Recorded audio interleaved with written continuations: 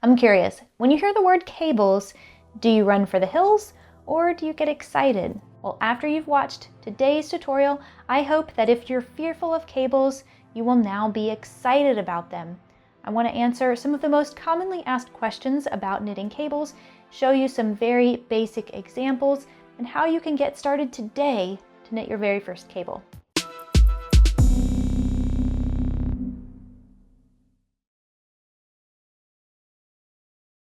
The first thing I want to do is show you how to do a very basic cable twist. This is the fundamental of knitted cables, and I want you to see it first so you know just how simple this concept is.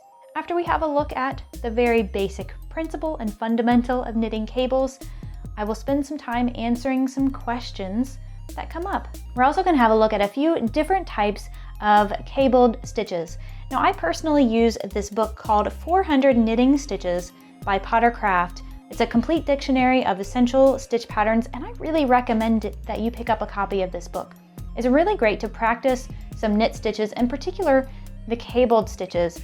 The instructions are really detailed. It tells you exactly what you need to do, and it also gives you diagrams so you can practice the written pattern as well as the charted pattern. Before we step into the studio, I want to let you know that you can find all of the information that we're going to talk about in this tutorial today over on my website. It's one of those great resources that you can bookmark, save for later, and refer to it anytime you're having trouble.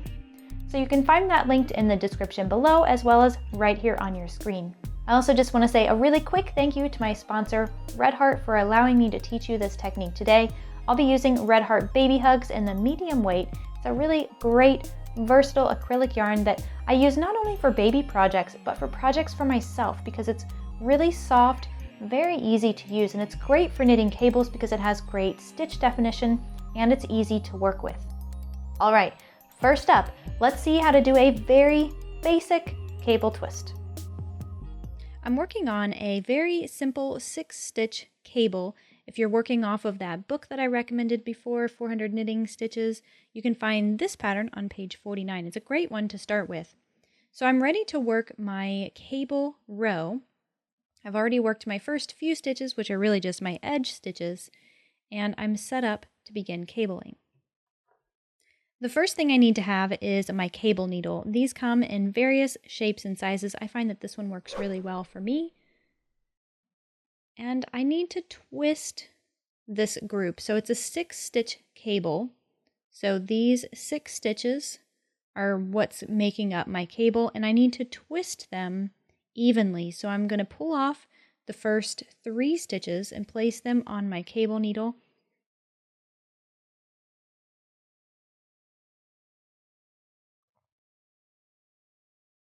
And then I want to hold them to the front. And then all I need to do is knit those last 3. So I'm essentially just working these stitches out of order. That's what creates the twist. So this is the easy part. I've worked the last 3 first, and now I need to work those first 3. What I like to do and why I like this particular cable needle is because I'm going to slide the stitches down to the end, and I'm just going to use the cable needle as a needle to knit with. So I'm just letting my other needle just kind of chill in the background there, and then I'll knit them off the cable needle.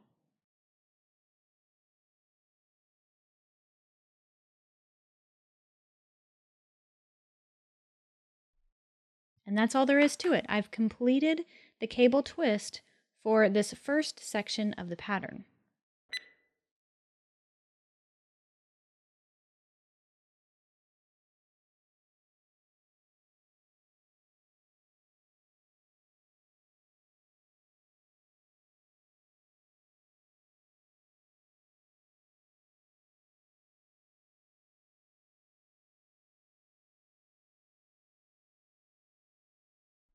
The one thing I want to bring to your attention is that when you're twisting these stitches like this, they're going to feel a lot tighter on your needle. That's completely normal.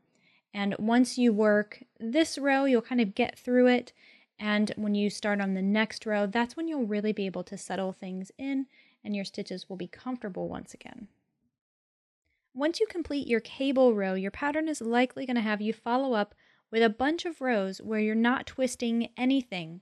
If we look at the work here, just this one row right here was a twist, this row was a twist, and this row was a twist, where I can really see that change in shape. And the other rows are really just maintaining my stitch pattern. So the cables are worked with knit stitches, the background is purl. So when I'm flipping my work over, I'm just knitting the knits and purling the purls. And that's pretty much the pattern, the consistency for a lot of cables. So we've already seen the physical act of doing a cable twist, and that fundamental is all you need to know in order to do any type of cabled stitch. I really want to stress the importance that what makes a cable is the act of twisting your stitches. Now you can do this in any number or any repeat or any kind of fashion, and that's really what develops a specific knitted cable, but the principle is the same. Knitting cables only requires that you twist your stitches. Now, what does that mean exactly? That means when you take a certain set of stitches that might be worked in a specific order and you change that order. So you might be taking 3 stitches and holding them aside, like we saw on that cable needle, and then working the other ones out of order. When you work your stitches out of order, that creates the twist.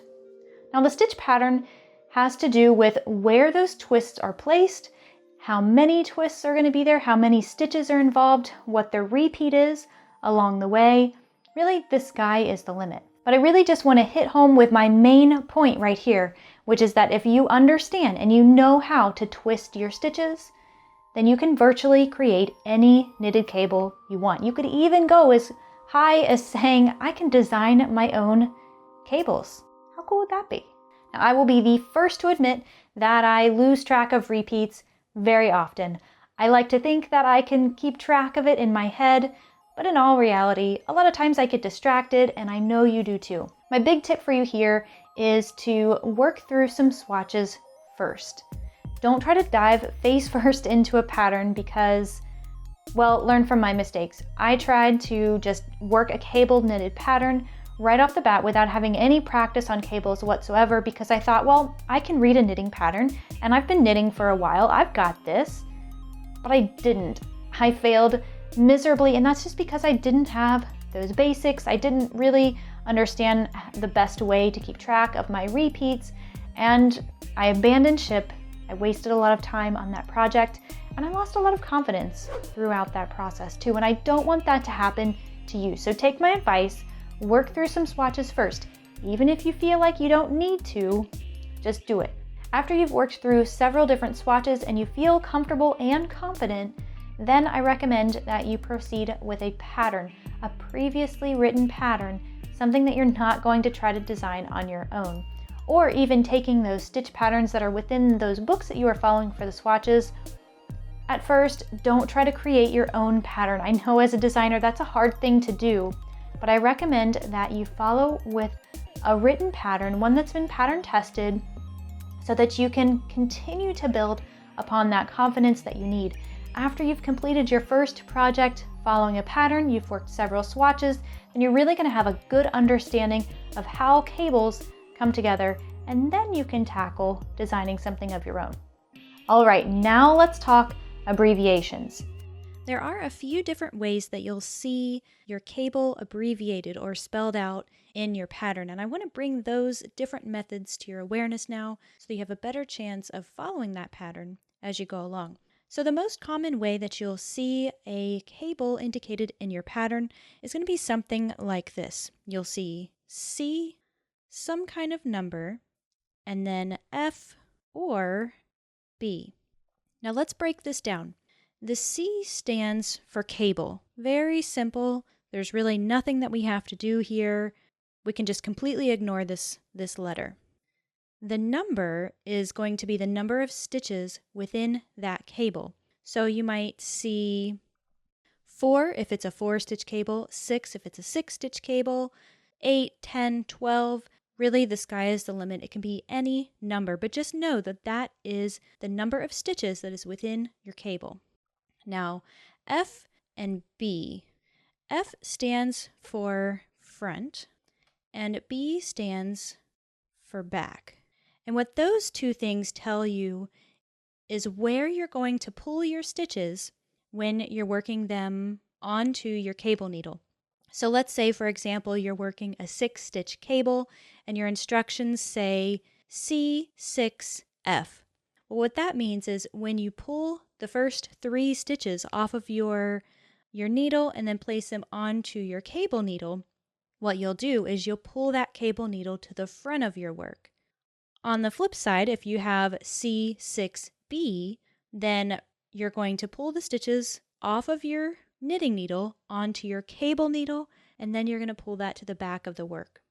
Now, there's something really interesting you should know about front and back. So when your pattern tells you that you're going to cable to the front, that is going to be a left-leaning cable. When your pattern tells you to pull to the back, just know that that is a right-leaning cable. And it's cool because when you know these things, you can play with your own designs if you prefer, but it's also a nice visual cue for you. If you know that your cable is supposed to lean to the left, then you'll always know that you just need to pull your cable needle to the front and you don't really have to refer to your instructions all the time. So this formula right here is the most common way that you'll see a cable spelled out in your pattern. But sometimes you'll come across a pattern that will spell it out even more for you. So you might actually see it say cable 6 front. And in that case, you literally just have to do that. Now sometimes it'll take it a step further and it'll say K3, K3 in parentheses, and that's just so you know that all of the stitches within that cable are going to be knitted.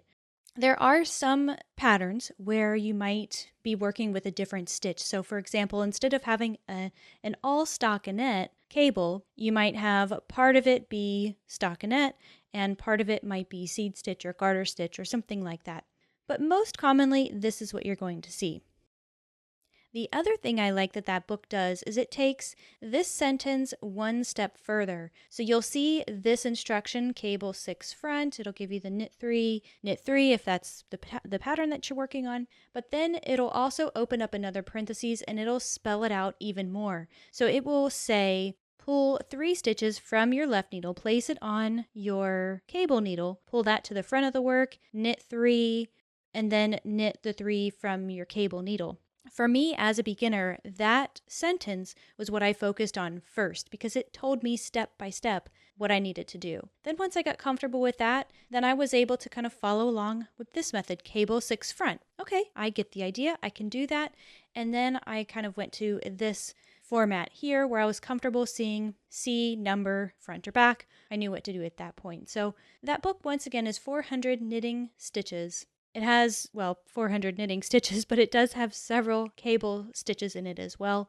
And I do think it's a great tool for learning some cables. Sometimes you're not always going to have just the written word. You may only have a diagram available to work off of. So what I've done here is I have drawn a 6-stitch cable in my editing software here, just so you could see an idea of what a cable diagram looks like. A couple things I want to clarify for you so you can actually understand what you're seeing here on your screen is the key, right? So the lines, the vertical line, that is going to be to knit on the right side of the work. And when you see a horizontal line, that is going to be a purl on the right side of the work. So that's what we're seeing here. We see a bunch of knits and we see a bunch of purls. So these are all purls. These are all knits for the most part, except this row right here. This one stands out to us because this is your cable twist. And believe it or not, this one single row basically makes your entire pattern, your entire stitch pattern. So you only have to twist just once out of all of these rows. Another thing I want to point out is that in the cross here, we can see that 3 of the lines are on top of the other 3 and that it's leaning to the left. So again, this is that example where we're cabling 6 front and that's going to give us that left lean. A good diagram is going to do this for you so that you don't even have to look at written instructions, that you can just look at the diagram and know exactly what to do.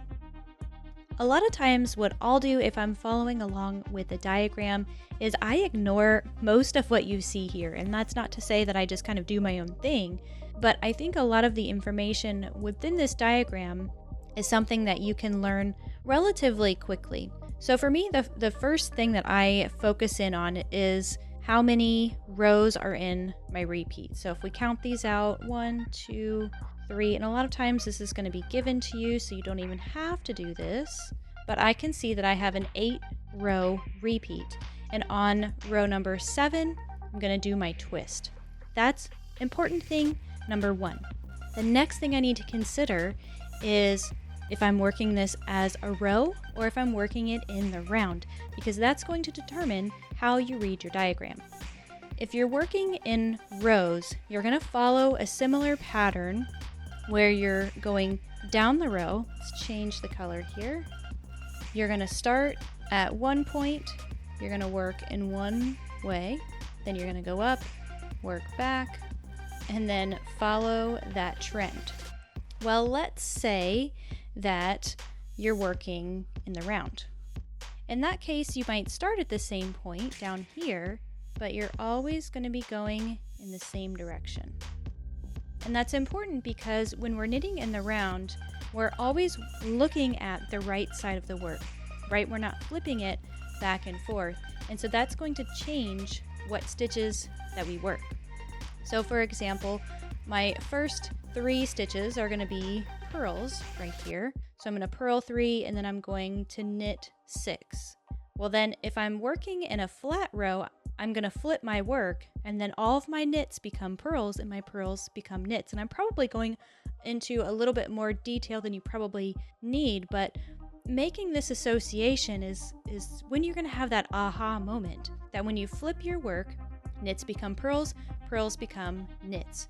Now, in the case of working in the round, and the point that I'm really trying to make here is that when you start on your next repeat, you're going to purl the purls, knit the knits. That is the most important piece of information I can give you here. In most cases, you're going to knit the knits and you're going to purl the purls.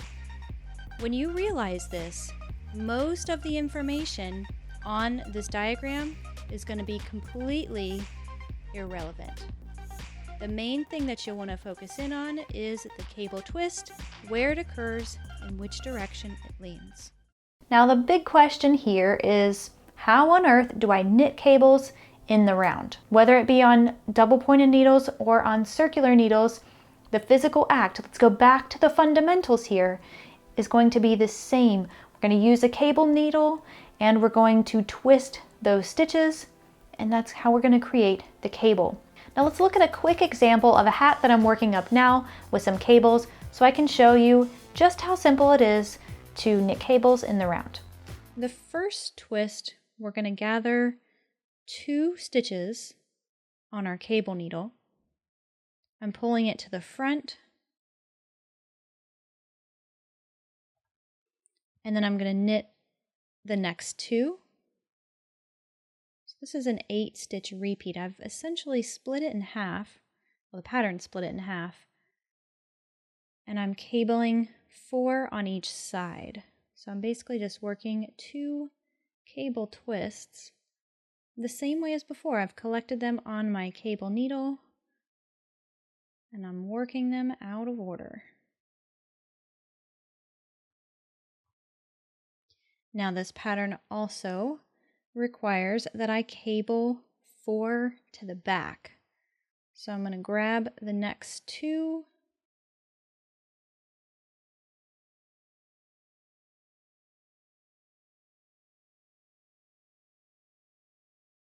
pull my cable needle to the back so I can work the next 2.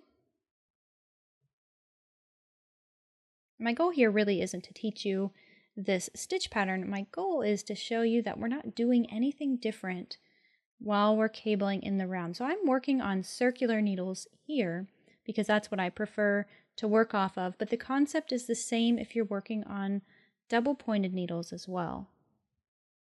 All right, we have covered a lot of ground so far. I want to commend you for making it through to where we are in the tutorial now, but I don't want you to abandon ship just yet. I know you're excited to dive in and try your first cables, but before we do, we need to talk about the all-important troubleshooting. My biggest problem with knitting when I first started was that I didn't know how to fix my mistakes, and that actually steered me away from knitting for like 2 years. I was terrified because I knew I was going to be investing a lot of time into something that I didn't know how to fix if I made a mistake, and the perfectionist in me didn't allow me to just leave it be. I don't want that to happen to you. So you need to understand how to fix your mistakes so that you can continue in the forward direction rather than kind of taking 1 step forward to 3 steps back. So first up on the troubleshooting agenda, I want to talk about holes in your work. This is a very common problem. You're probably going to experience it, and I want you to know right off the bat that it's nothing you're doing wrong. If I pull my work down and stretch my stitches out a little bit, you can see a couple of holes that have formed as a result of twisting those stitches. And I want to let you know that is completely normal. It's actually more pronounced when it's on your needle than when it's off your needle. So if I flip the work over and I'm looking at the front now, I know that there is a hole that exists right under this cable, so big that I can fit my finger through it. You can't see that, right? Now, if you find that you can see some holes anywhere within your work, if you kind of block it out a little bit like this, one thing you can do to try to eliminate that is make sure that you have a little bit of extra tension, or you're holding your working yarn a little bit tighter than you normally would when you're working those twists. Another potential issue you might run into is with loose stitches. This is another one of those scenarios where tension is going to be your best friend or your worst nightmare. So you really need to work really hard to get your tension consistent and learn that as you're cabling, you have to tighten it up just a little bit in order to kind of avoid having those loose stitches. Now, what do you do if you have to, heaven forbid, tink or rip out your cabled stitches? I do want to stress that if you can avoid this, do, because it's not always easy, but it is very possible. Let's have a look at how we can reverse knit or tink a very simple cable. The most important thing you need to remember is the order in which you worked the stitches, because remember, we twisted them. So this first 3 that I can see on my needle here is going to be behind the next 3. So I want to look at my first stitch and find the right loop to tink. Catch my needle in that loop, slide it off my needle, and pull my working yarn. So I've just undid one of those stitches. Now I'm looking at my next stitch here. I want to capture that loop, pull it through, and I know I have one more to work. I find that it's easier if I keep some tension on the working yarn. I can really see that loop that I'm trying to get my needle into.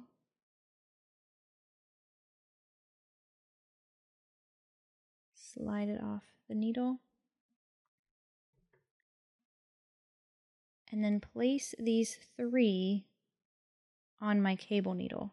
Because again, I know that there's a twist here, so these are out of order.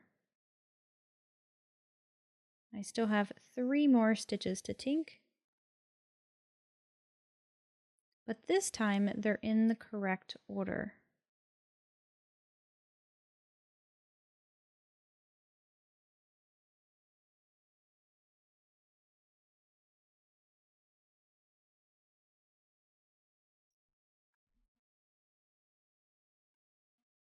You can always do a little self-check here too. Look at your work and make sure that it's not twisted so you can get an idea of where you are within the pattern. And then I'm simply going to replace these stitches on my needle from my cable needle.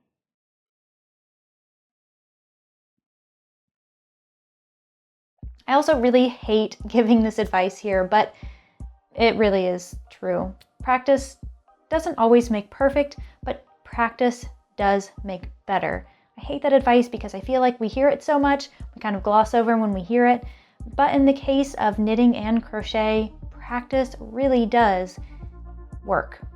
If you would like a full detailed list, something that you can read and bookmark and save for later, go ahead and check out my website. You can find all of the information we covered here in today's tutorial right there on my website. Once again, you can find that linked in the video description below, as well as right here on your screen. You can also find the information about Red Heart Baby Hugs right there on that page. This is one of those yarns that is kind of a go-to for me. I don't necessarily always use it for baby projects, although it's great for that. It's incredibly soft, but I like making projects for myself with Baby Hugs. It comes in a medium weight as well as a lightweight version, and you can find the information and where to order directly from Red Heart on that page. Now, my question for you today is as it was at the beginning of this tutorial. Answer in the comments below. Does the idea of cables completely scare you to death, or does it make you excited? And has this video helped you make that transformation, maybe from fearful to excited?